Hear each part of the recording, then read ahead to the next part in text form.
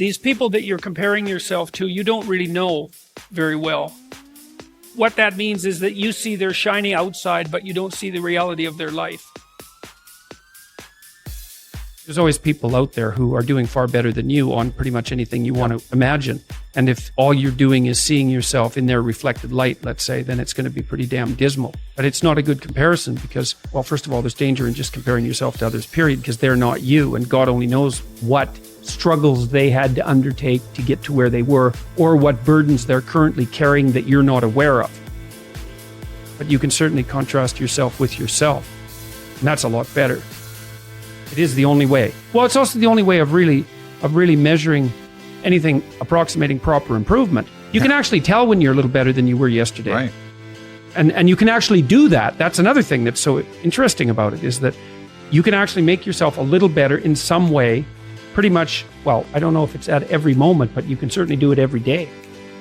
Be careful who you share good news with, because you want to share good news with people who are going to be genuinely happy for you, and be careful who you share bad news with, because that's equally tricky. You want someone who will listen to you when you're having trouble and allow you your grief. Beauty calls people to their higher being, I would say, and to make friends with beauty is to introduce yourself very carefully to one of the mysteries of life that make it worth living. There's never been a better time for the majority of people to be alive. And the future, although we're vulnerable and terrible things can always happen to us, it's hard to make a case that the future doesn't look comparatively positive. We're becoming extremely technologically sophisticated, and the world is changing at an incredibly rapid rate. And the only way we're going to be able to manage that in a positive way is if each of us, or as many of us as possible, are capable of making wise and careful and truthful decisions. And if we do that, then maybe things can continue to improve. You don't get people to stand up on their own 2 feet and to adopt responsibility if everything is given to them. And that's a real conundrum. You know, maybe you're in California, see someone speeding down the road in a convertible Porsche, and you think, oh man, what a lucky bastard. And the truth of the matter is that he's thinking about wrapping his expensive sports car around the next cement pillar that he comes close to. You know, you can't tell, and people have hard lives, and even people who are comparatively fortunate have hard lives. And the ideal that you're observing that makes you jealous and resentful is in large part an illusion that's created by your own mind. You have to be careful of what you're jealous of, because you don't really know what it is.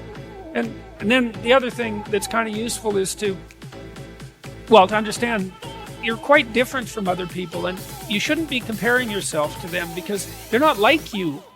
They don't have your family. They don't have your temperament. They don't have your troubles. They don't have your abilities. The only person that has those is you.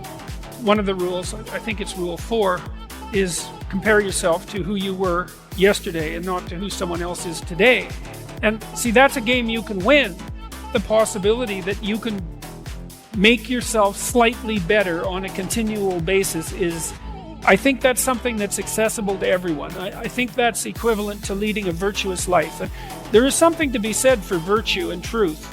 You know, and that is one thing. Another thing that I've noticed about people who've been phenomenally successful is that they really do everything they can to live a truthful life. And you can get a bloody long ways by being honest.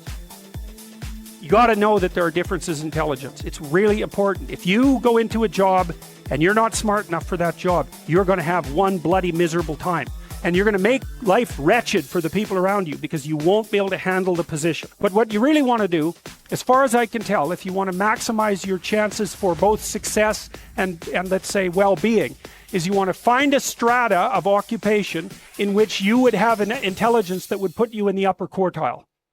That's perfect. Then you're a big fish in a small pond. And you don't want to be the stupidest guy in the room.